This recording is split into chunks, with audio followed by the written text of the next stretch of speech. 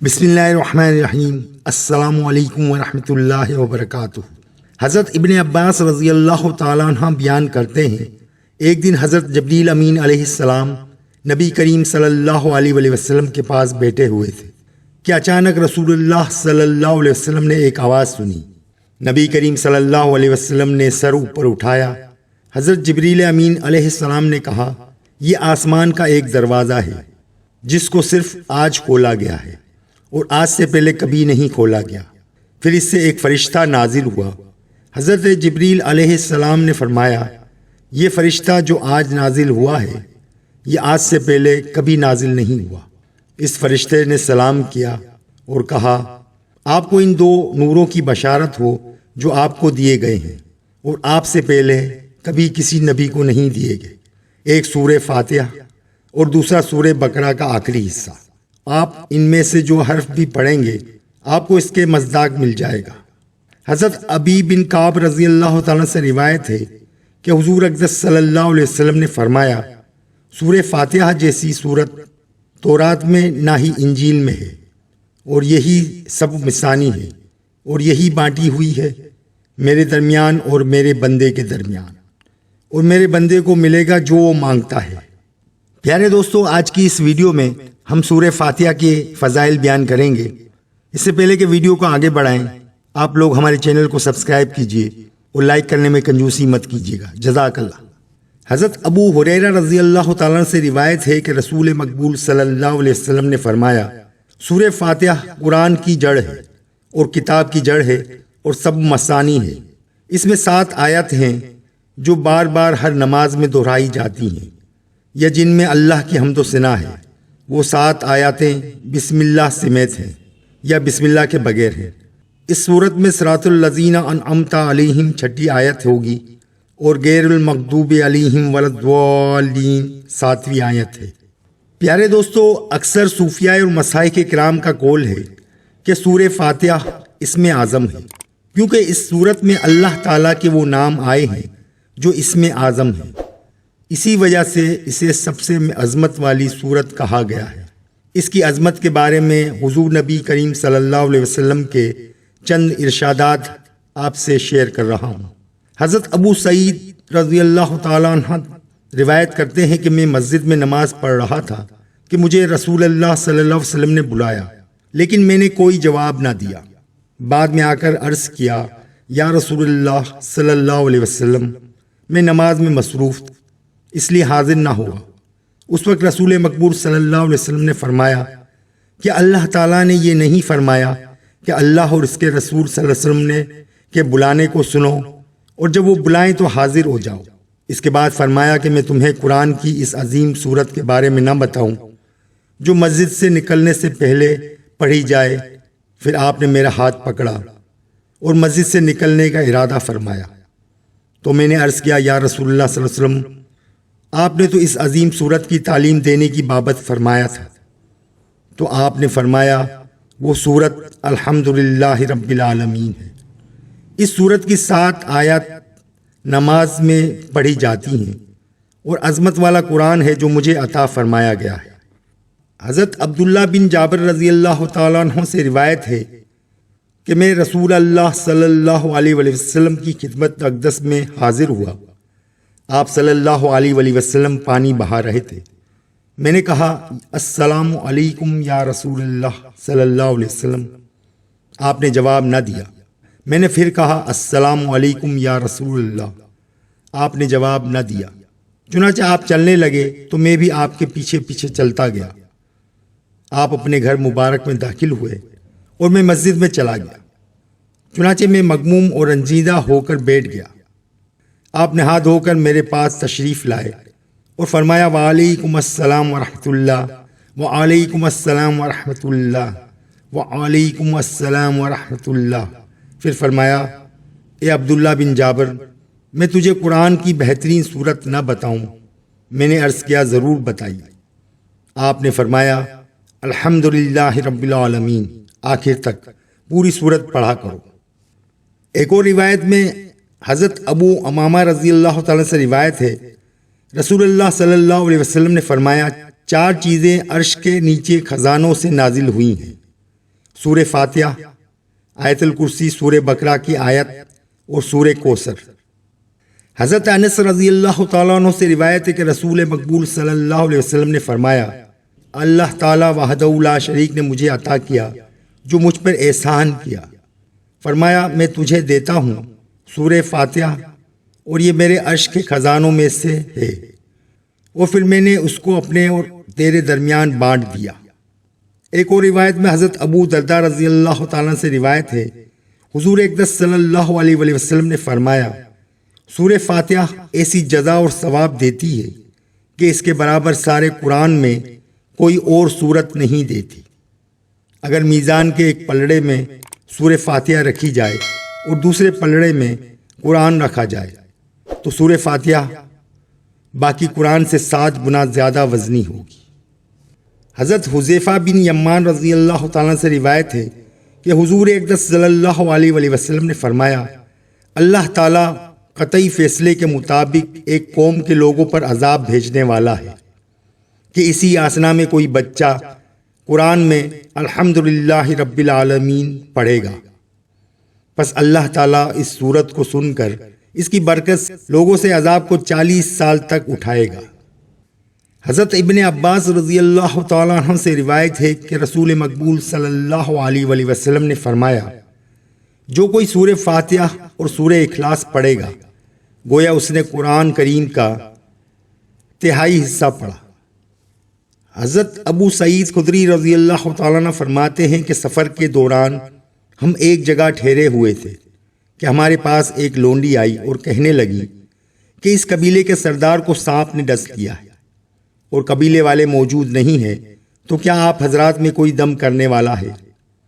بس ہم میں سے ایک آدمی نے اس کے ساتھ اٹھ کھڑا ہوا، حالانکہ ہم نے نہیں سنا تھا کہ اسے دم کرنا آتا ہے۔ بس اس نے دم کیا اور وہ سردار اچھا ہو گیا۔ سردار نے اس کو 30 بکریاں دینے کا حکم دیا اور ہمیں دودھ پلایا۔ جب وہ واپس لوٹا تو ہم نے اس سے کہا کہ کیا آپ اچھی طرح دم کرنا جانتے ہیں، یا کیا آپ دم کیا کرتے ہیں؟ اس نے کہا، نہیں، میں نے دم تو نہیں کیا سوائے اس کے کہ اس پر سورہ فاتحہ پڑھ دی تھی۔ ہم نے طے کیا کہ اس بارے میں ہمیں کچھ نہیں کہنا چاہیے جبکہ ہم نبی کریم صلی اللہ علیہ وسلم کی خدمت میں حاضر ہو کر دریافت نہ کر لیں۔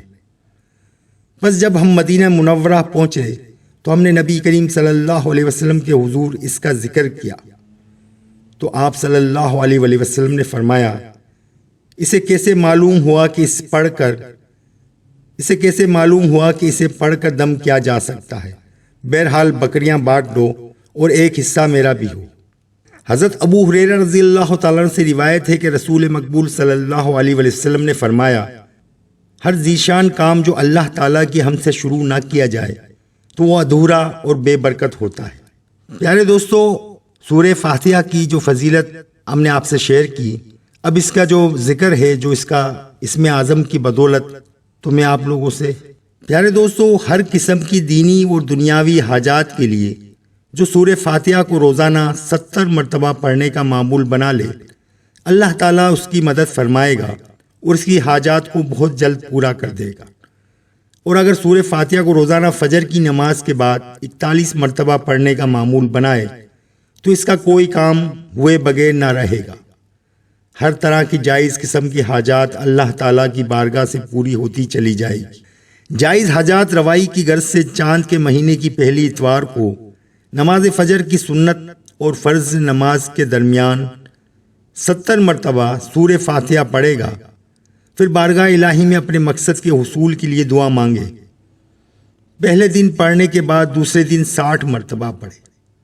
اسی طرح روزانہ 10 کم کر کے ایک ہفتے تک روزانہ بلا ناگا پڑھے۔ ہر کام کے لیے مجرب ہے، انشاءاللہ تعالیٰ ایک ہفتے میں کام ہو جائے گا۔ اگر ایک ہفتے میں کام نہ ہوا تو پھر نئے سرے سے آغاز کرے، انشاءاللہ تعالیٰ دوسرے ورنہ تیسرے ہفتے میں ضرور مقصد میں کامیابی ہوگی۔ کاروبار میں ترقی کے لیے سورہ فاتحہ بڑی اکثیر ہے، لہٰذا جو شخص کاروبار میں ترقی اور خیر و برکت چاہتا ہو تو اسے چاہیے کہ 40 دن تک 41 مرتبہ ہر نماز کے بعد پڑھے۔ سورہ فاتحہ کی برکت سے اس کے کاروبار میں اللہ وسعت دے گا۔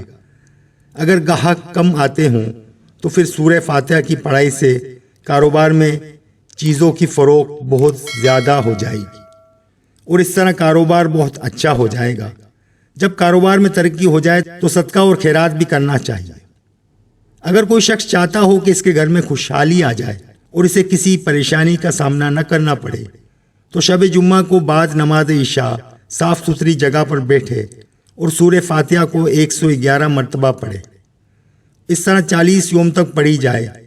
40ویں دن اللہ کی راہ میں صدقہ کرے تو اللہ تعالیٰ اس کے گھر میں خوشی اور مسرت کا ماحول پیدا فرما دے گا۔